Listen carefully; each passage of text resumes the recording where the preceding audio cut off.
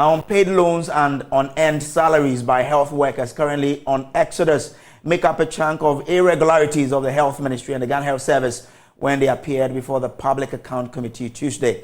The ministry took turn at the committee to answer questions on violations pointed out in the Auditor General's report for 2022. It also emerged that at least 3 of these health workers have been referred to the Economic and Organized Crime Office, EOCO, and Interpol to assist with retrieval of the funds. My colleague James Aveji was at the committee sitting and filed this report. The Ministry of Health and the Ghana Health Service appeared before the Public Account Committee on day 2 of the committee sitting. Procurement breaches, unearned salaries, and unserviced bonds were some of the several irregularities cited in the Auditor General's report for 2022. Now, in an instance involving the National Blood Center, Chairman of the committee, James Aveji, referred management of the Blood Center to the Attorney General for prosecution over some 130,000 procurement breaches. The next infraction is uncompetitive procurement. So there is a challenge at that office, yes, where we are doing restrictive tendering without seeking approval. If you want to do procurement, instead of looking for at least a minimum of 3 invoices or quotations, that one too you fail to do. And this one, we don't have any option than to refer you to the Attorney General for prosecution. So we are doing our part. You have breached the procurement law. So when you are prosecuted, the judges will take a decision on that. So clerk, take note on that. Member of the committee and member of parliament for North Diroxin, Nelson Dapamekpo, who was clearly not happy with several of such procurement breaches that characterized the sitting today, requested that the chairman as well as the Ghana Audit Service get a bit tougher with punishment to such offenses, including prison terms. For me, even the rectification doesn't resolve the issue. So you need to take this matter seriously. It appears that procurement breaches are simply being glossed over and being treated with kid gloves. It's a serious provision that should guide you. So, Chairman, even the auditors, in giving recommendations, they should have recourse to this provision. Thank you. Yeah, we know they've been making a recommendation that the sanctions under the law should apply. It also emerged at the sitting today that apparently some nurses or health workers who have left the country to seek greener pastures or to further their education outside the country have left with loans and unearned salaries which they haven't paid. The Director General of the Ghana Health Service, Dr. Patrick Kumar-Boaji, explains how they are trying to retrieve some of these monies. Damien Inso Ayeni is currently, we believe, is in China. We managed to reach him. It's not paid. So we tried to place embargo on the guarantor's salary, but the court is demanding, the bank demands a court order, and we are working on making sure that we retrieve the money from the guarantor. Okay. Unfortunately, we never get anything in writing from them. So when was the last time you visited them? So that you're able to respond to this question intelligently.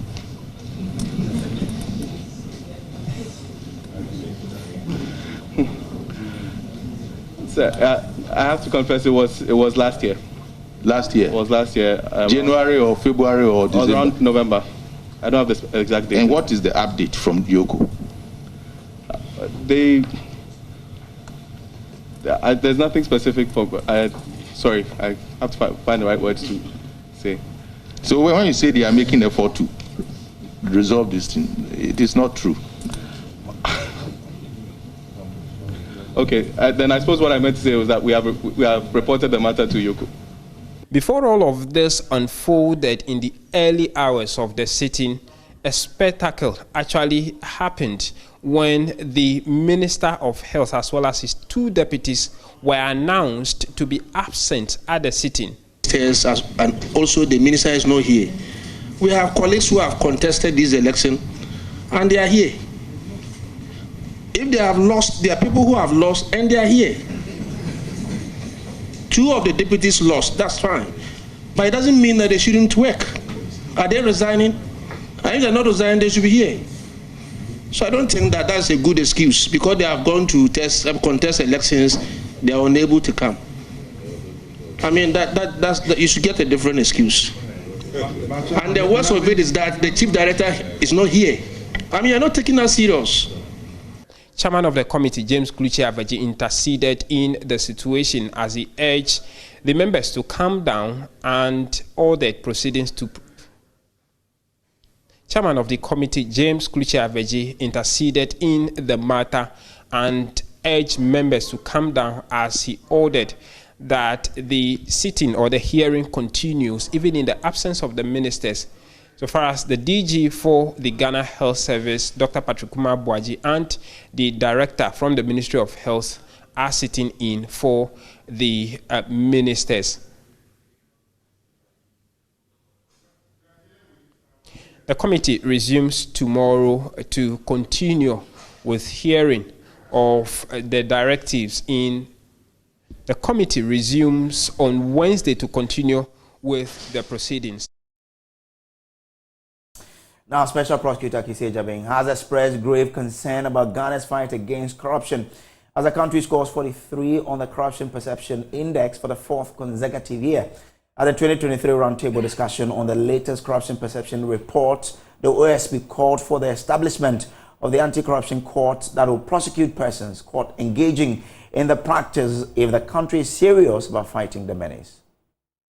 Ghana has for the past 4 years scored 43 on the Corruption Perception Index. This year's score means the country placed 70th out of 180 countries ranked. The nation's static rank has led stakeholders to raise concerns about Ghana's efforts in fighting corruption. At a roundtable discussion on the 2023 Corruption Index, Special Prosecutor Kofi Aky proposed the establishment of anti-corruption courts to fast-track the prosecution of corruption cases. If we stifle truth and we place no premium on integrity, we dim the light of justice and we darken the scourge of corruption. That is to say, the absence of truth and integrity are the bedrocks of corruption. May we assure anti-corruption law enforcement institutions the flow of adequate resources. May we assure, in actual practice, the independence of the judiciary. May we assure that judges would adjudicate with boldness without fear of reprisals. May we assure that judges would adjudicate without fear of compromising their promotion and advancement. May we set up a specialized anti-corruption court manned by especially trained judges in the field to swiftly and efficiently deal with corruption cases. Executive Director of Economic and Organized Crime Office, Yoko, Mamiya Tiwa Adudankwa, says Ghanaians should be deliberate in fighting corruption, a step she believes will go a long way to help curb the menace. Story of somebody who requested for help on Momo, and I agreed, a student. And the person, when I agreed and the person said I should send her the Momo, she called again to say, I'm owing on my Momo, so don't send the money on it. Otherwise, they will take it. But I still did. The point is that this person doesn't know that a profit which will affect the tax that they have to pay to the state. So the little things that we do, if we really know the implication and its impact on everything. Chief of Staff Fremo Selpari, who was also present at the event, touted the strides made by the Akufo-Addo-led administration, claiming that significant progress has been made in the fight against corruption since 2017. Since the inception of His Excellency President Akufo-Addo's government in 2017, the fight against corruption has seen a tremendous progress through the establishment of systems for deterrence, means of detection, undertaking of smooth investigations, and establishment of a sound vehicle for prosecution and punishment in a fair and just manner. Records show that governments have since 2017 undertaken some of the boldest initiatives since independence to reform the public sector and strengthen the capacity of institutions to tackle corruption. Despite its score of 43, Ghana performed better than 39 other sub-Saharan African countries, including neighbors Burkina Faso and Cote d'Ivoire. Now, Ghana has stagnated in the Corruption Perception Index, scoring 43 out of 100 for the fourth time. It has maintained the score since 2020. The country currently ranks 70th out of the 180 countries ranked in the world. It was captured in a report released by the Transparency International. The CPI 2023 scores ranks 180 countries and territories by their perceived levels of public sector corruption. Let's break it down for you. And I'm joined in studio by our lead data analyst here at JoyNews, Isaac Kofi Aky.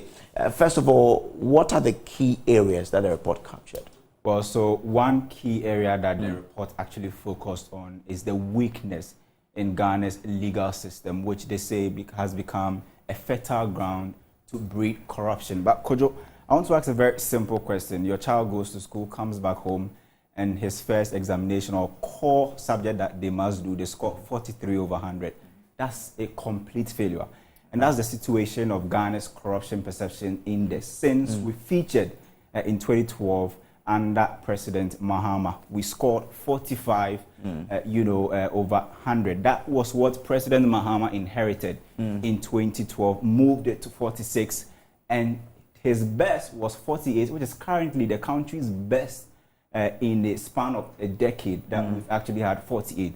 But what happened was that after President Mahama took us to that 48 out of 100, before he left office, he has seen a significant decline consistently from that 48 to 45 to 43 before he left office. So we can say that he inherited 45, and by the time he was leaving office, the country's Corruption Perception Index was around 43. Okay. Then comes President Akufo-Addo in 2017. He inherited 43. Okay. Now, his first year, we saw a significant dip. He lost 3 of But can we say 43 when it's 43 is 2016, 2017 is 40? It's 40. That is President Akufo-Addo's first year. Okay. Because 2016, still under President Mahama. Okay. So President Akufo-Addo inherits 43. Okay. His first term, he gets 40. That was a significant drop. Okay. Then, second year, third year, we began to see some marginal improvement from 40 to 41, held it constant up until 2019. Then 2020, we saw his significant improvement from that 41 to 43. And since then, the Corruption Perception Index has been held constant for the past, let's say, 4 consecutive times. It's been at 43.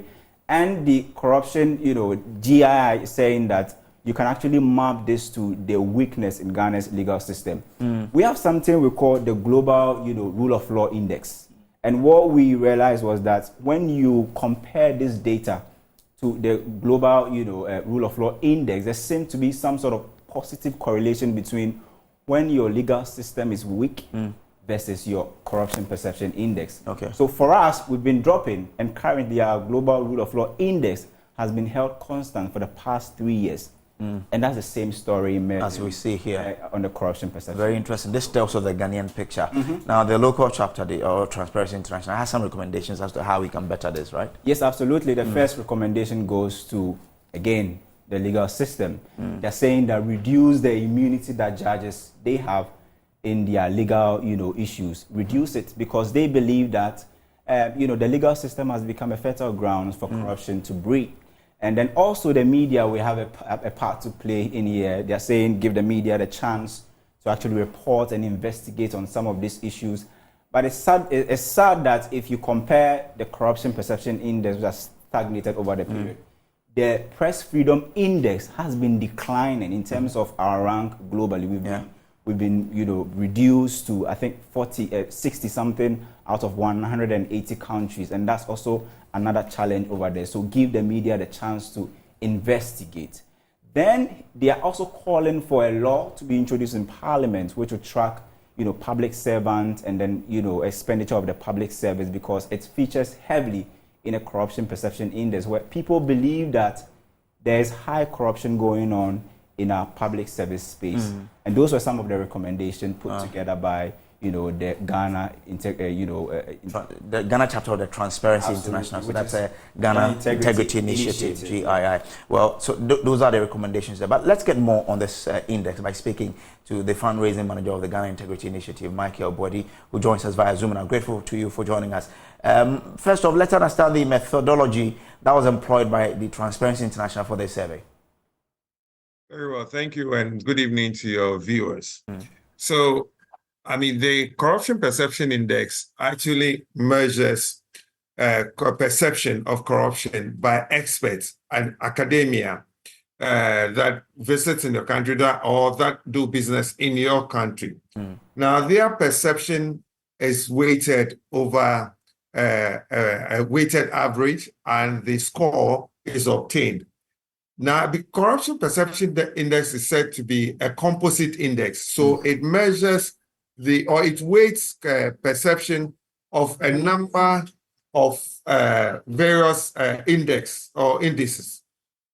Amongst them, we have the African Development Bank that measures policy and institutional assessment. We have the Bertelsmann Shifting Sustainable Governance Indicators. We also have the Bertelsmann Shifting that measures Transformation Index. We also have the Economic Intelligence Unit that measures Country Risk Service. We have the Freedom House Nations and that looks at nations in transit. We have the Global Insights Country Risk Rating, and then we have the IMD World Competitive Center, and that measures the World Competitive Yearbook, Executive Opinion Survey, Political Economic Risk, that looks at Consultancy African Intelligence, Asian Intelligence, and then we have the PRS Group International Country Risk. There are 13 in all. Okay. These institutions do various studies, and these studies, they obtain data.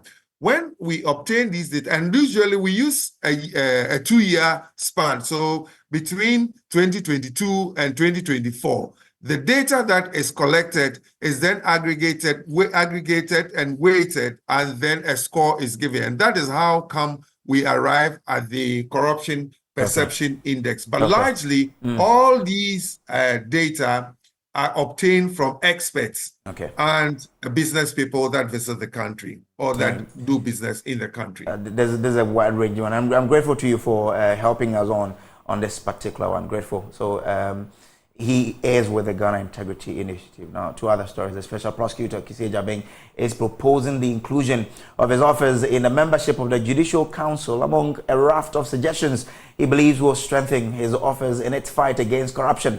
Speaking at the roundtable discussion on corruption organized by the Center for Democratic Development, he suggested that aside from the state expanding the scope of his powers, his office must be entrenched in the Constitution, similar to the Attorney General's office.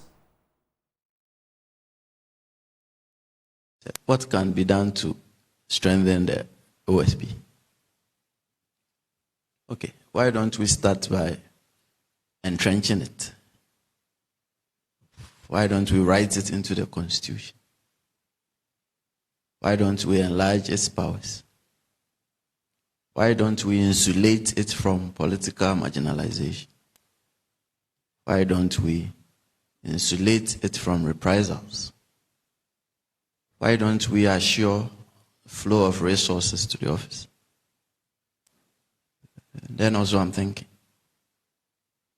why can't we include the OSP in the membership of the Judicial Council, for instance?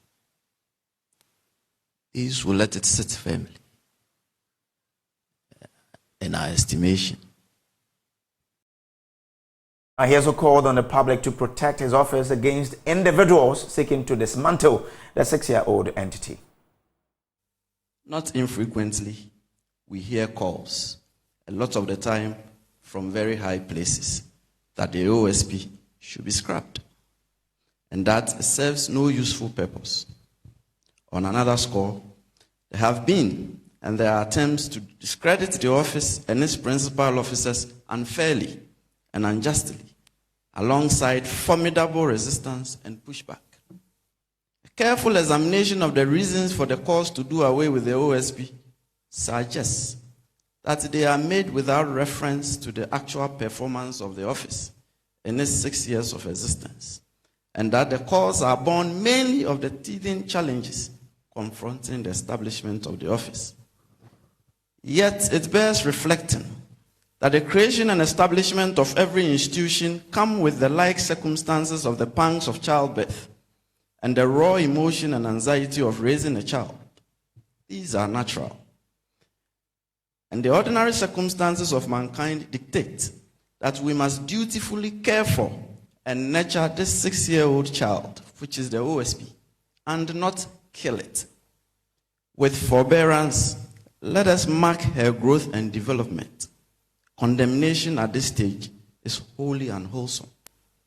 Then again, an objective evaluation of the attempts to unfairly and unjustly discredit the office and its principal officers and the resistance and pushback against its operations suggests evidence of the negativity associated with the human condition, born of the sense of self-preservation. That is to say, these attempts are merely a reaction against the office and its officers, depending on whether a person and his associates are at the short end of an investigation carried out by the office. Well, can I speak to former Tamale Central MP Nusa Fuseni, who has been an avid supporter of the OSP. Grateful to you for joining us. Now, the OSP has been putting up a number of proposals, including sitting on the Judicial Council, expanding of his powers, insulation from reprisals, and also entrenching his office in the Constitution. Are these valid suggestions if we are to win the war against corruption? Well, we can say that they are not valid suggestions, but the OSP has an onerous responsibility of demonstrating that even in the absence of all these powers that he's asking for, all these amendments that he's asking for, is working to improve the corruption perception index of this country. 4 years out of the 6 years of the existence of the office, the country has simply stagnated on the corruption perception index. That is not too good for an office established solely to fight corruption or corruption-related offenses or breaches of the Procurement Act. So I say that yes, every institution, burdened institution, will have teething problems. But it behoves on those in the institution to work to win the confidence of the people. At the time the OSP was established, or even before the MPP manifesto of 2016, our position on the corruption perception index is far better than our position today. But that was enough. That position was enough to persuade the MPP that enough was not being done to fight corruption. And they identified the reasons for the lackadaisical fight against corruption as being the powers vested in the Attorney General could not be used against fellow ministers. And that was why that justified the creation of a separate office. And we had to navigate a careful road, tortuous road, to be able to establish that office. Because we all believed and we knew that Article 88 vested exclusive prosecutorial powers in the Attorney General. So having established the office and having been given the privilege of serving, I think that and even when we were doing the law, we knew that a lot of resources will go into that office. So when you read the law carefully, we were all left in no doubt that the performance of the office will come in for question in view of the resources being expended on that office. And so the OSP will have a responsibility to justify the existence of that office. That was part of the things that agitated our minds. It's not looking too good. That we have stagnated on the Corruption Perception Index, 4 years in the 6 years existence of the OSP, clearly meaning that the OSP has contributed nothing, the existence of that office has contributed nothing to our fight against corruption. Okay. All right. So it made, but I mean, when he came on, we were around 40, you know, and then, I mean, we're around 43 now. Can't we say there's been a marginal increase? When he came on in 2017, we had dropped. Yes. We had dropped. I'm saying that at the time, that the MPP mooted the idea of establishing an office, our position on the Corruption Perception Index was way better than it is today. So the justification for establishing the office was that we could do better by the establishment of that office. Are we doing better? So you must measure the output, our position on the Perception Corruption Index and the establishment of the office against the status quo ante, how it was before. And then you can come to a realistic assessment whether the office has made a meaningful contribution to our fight against corruption. Okay. So are these suggestions worthy of consideration by the public, or I mean government? Well, I think that the OSP must focus and deliver on its mandate within the limited powers that it has now. Now, if he's able to do that, then he can justify why he should be given more powers. But even with the limited powers, he's not doing anything. I mean, we're not seeing much. I mean, it would be unfair to say he's not doing anything. We're not seeing much. And so that is reducing the confidence initially reposed in the creation of that office. Okay. All right. I'm grateful to you for joining us here. This is still JoyNews Prime. We'll take a quick break. We'll be back to stay. Welcome back from the break. Now, it's been 2 weeks since the Senior Staff Association of Public Universities declared a nationwide industrial action over their Tier 2 pension payment and other allowances. Now, since the action was declared, other groupings, including the Tertiary Education Workers Union, TEU, Ghana, Association of University of Administrators, have all joined in over similar concerns. Now, this joint action has begun having a biting effect on education at both the tertiary and basic school wings of these institutions. Pupils and parents of the affected institutions have begun expressing frustration following the total shutdown of the University of Ghana Basic and Comm University of Science and Technology Basic Schools. First, my colleague Fred Kwesi Kwanting has been to the University of Ghana Basic School. He has been interacting with Benjamin Nkumsa, Vice Chairman of Teachers and Educational Workers Union, TEU, University of Ghana branch. As you can see, the place is empty. And why it's affecting basic school? Because in the university here, we have teachers who belong to the various unions. We have teachers who belong to TEU. We have teachers who belong to Senior Association. We have teachers who belong to FUSA, that's the Federal University of University Senior Associations. So these are categories of staffs and teachers who belong to the various unions. How many of the staff at the basic school belong to these unions? If we put it together, I can say about, we have about almost 40 of teachers. Yeah. 40 of teachers. Yeah, because compared the KG, the primary, and the JHS. So about 40 of them now. The cleaners and the gardeners and the security men. But I can see a pocket of students working on campus in uniform. Who are they and why are they there if you are saying the basic school has been closed down? And the basic school doesn't comprise, it's a big school, and probably the people that you are seeing around are people that they're Form 3s. A little dispensation has been granted to them because of their peculiar problem they find themselves. So actually, those people that you see around, they are the Form 3 students. Now, the Comm University of Science and Technology, my colleague Nana Boachi Yadom interacted with the university relations officer, pupils and parents who expressed frustration about the effect of the action by the various unions. Here is his report.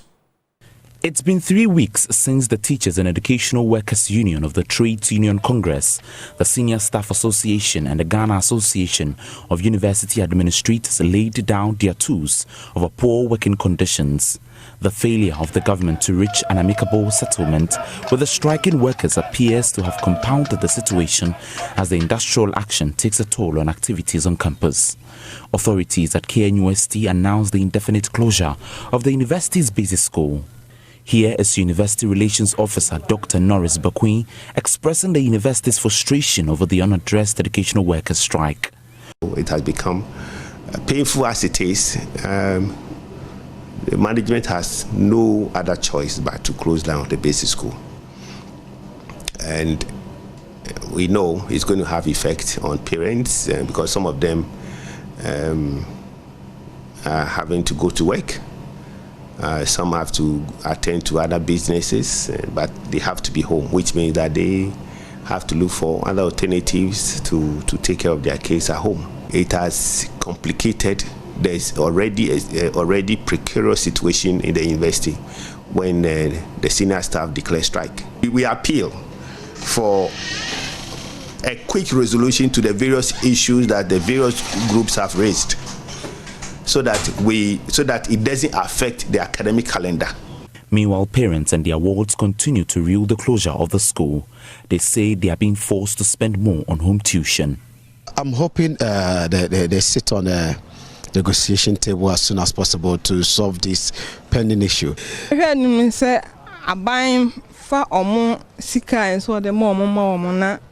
Government must conclude its negotiations with the striking union. My children had to join me to make sales today because the school has been closed down. At the University of Cape Coast, issuance of certificates have been put on hold due to the industrial action. A notice cited by JoyNews reads, it is announced for the information of the university community and the general public that in view of the pending strike by sections of university staff, certain services have been disrupted. Consequently, issuing of certificates have been suspended until further notice. Any inconveniences caused is deeply regretted. So that's the statement there put out by the university. To other stories now. The Bank of Ghana is under intense scrutiny following revelations that Cocoa Board failed to fulfill its obligations to settle investors' cocoa bills. The admission has triggered questions surrounding the central bank's oversight responsibilities, especially in light of Finance Minister Ken Ofori-Atta's announcement of establishing a desk to monitor cocoa sector activities. Cocoa Board, for example, we have a turnaround plan. As you know, we had to restructure maybe 15 billion of their cocoa bills, in which we did 7 point something, and the central bank also did around that amount. And as I mentioned earlier, both the governor of the central bank and the minister for finance, myself, will now be on the board. We also have set up a desk, or setting up a desk at the Ministry of Finance that will really interact with the financing division of Cocoa Board to make sure that the issues of fertilizer, cocoa roads, overheads, are all brought into an ambit of discipline. However, as the nation awaits the implementation of this initiative, uncertainty looms over the payment of principals and coupons for cocoa bill holders. Among those grappling with these uncertainties are Mr. and Mrs. Echikwam, who after over 35 years of service find themselves financially strained and unable to cover their children's university expenses. Surprisingly, the Bank of Ghana's governor, Ernest Addison, expressed shock over the non-payment, saying he will investigate the situation. Very, very interesting question, because I thought that all the individual holders of cocoa bills had been sorted out, actually. So I was surprised to hear about the noise that there are individual holders of cocoa bills who opted not to participate. I mean, individual holders were really not part of the restructuring of the cocoa bills. So that issue has to be resolved. I don't think that there's any big debate about that. We said that right from the beginning that originally they should not even have been sold cocoa bills, and therefore we ensured that all individuals were paid. So I was surprised to hear that there are a few out there still that were not sorted out, and we would look at it. Well, as stakeholders anxiously await the results of the impending investigation, there is a growing sense of urgency for swift action and accountability. One of the customers, Mr. Aky and his wife, have been responding to the governor. They spoke on Marketplace on JoyNews. We hope, because we have been told several times that, oh, they are looking into it, they are looking into it. So now it turns out that there is more to it than meets the eye. So we hope that with his busy schedule, he would have time to look at it. And then whatever needs to be done must be done. But the thing is, the urgency of the times. We need to have this thing resolved immediately. As at the time we invested, the CD was to the dollar was, 6 CDs. Now it's 12 CDs. So it's sitting there and devaluing, and just even anxious about your investment devaluing, and the fact that you are not even getting anything at all, no principal, not even interest, and nothing. It's very worrying. Very sad times for some of these people. Now, livelihoods of some 1,200 mine workers of the Future Global Resources Limited, formerly Golden Star Resources in Bogoso, in the Prestia Huni Valley municipality of the Western region, are at stake as the company is on the brink of collapse. Future Global Resources Limited is highly indebted to some state agencies and can no longer pay its workers. The management of Golden Star Resources Limited, which operates one of the largest gold mines in Ghana, changed in October 2020 when Future Global Resources took over. It inherited a liability of $38 million from Golden Star Resources, but the debt has now ballooned to $110 million. Now, a breakdown of the figures indicates that the company is indebted to the Volta River Authority to a tune of $28 million, Gridco $5 million, Mincom, which is a Minerals Commission, $8 million, and the Ghana Revenue Authority $15 million. Also, local contractors and suppliers are owed by Future Global Resources to the tune of $35 million, while staff are owed $18 million. Salaries of staff of the company are in arrears for the past 2 months, while the mine has been shut since December 7 last year. Workers on the mining firm alleged that the new management has refused to make any investment into the company to improve its fortunes. President of the Bogoso Prestia Mine Senior Staff Union, McDonald Kitson Haite, fears a total collapse of the company could be imminent as government's intervention delays. Now, he joins us via Zoom now for further engagement on this. Grateful to you for joining us. What's the current state of Future Global Resources? I think you, good evening, and good evening to your viewers. I think you've summed it up perfectly. A mine which 6 years ago, in 2018, was adjudged the best mining company in the country, 6 years down the line, is on the brink of collapse. That is the state of Golden Star, Future Global Resources, as of today. The mine has gone down for the past 2 months in December, and Minerals Commission even issued a statement today attesting to that the mine has gone down since December. We were supposed to resume work yesterday officially, but we got to site and no management member was on site. Workers are on site ready to work, and we hope that our cry will be heard by government, will be heard by the minister to rectify the situation. Now, how dire could the impact be on workers if the company receives no intervention in the next month? The 1,002 workers we are talking about are even direct employees. Indirectly, we are talking about 10,000 to 20,000 of people. The mine has engaged local contractors to undertake most of our services for us. So in terms of our haulage, in terms of our uniforms, in terms of our PPEs, in terms of the meals we eat, in terms of our basin, all these contracts are done by locals, people in the catchment communities. And we are talking about thousands of people, running into about 15,000, 20,000 would be affected by this. Even just in the past 2 months, whilst you've been away, whilst the mine has been shut down, you can feel the impact in the community. You can send your reporters to town to just interview people in the communities, and you would really feel the impact in the communities and not just on the workers. So what's the way forward for the 1,200 staff? We started some protests today. We are continuing.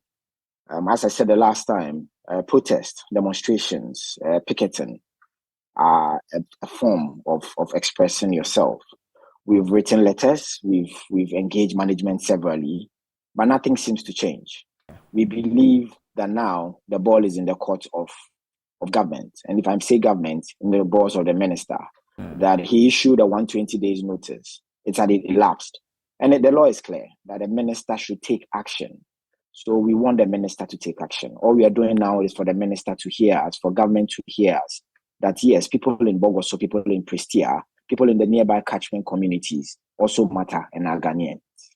All right, thank you so much. We wish you all the best. Wish that the minister will attend to your issue so that you will have that respite. Well, this is all the JoyNews Prime. We'll take a quick break. We'll be back with showbiz to stay.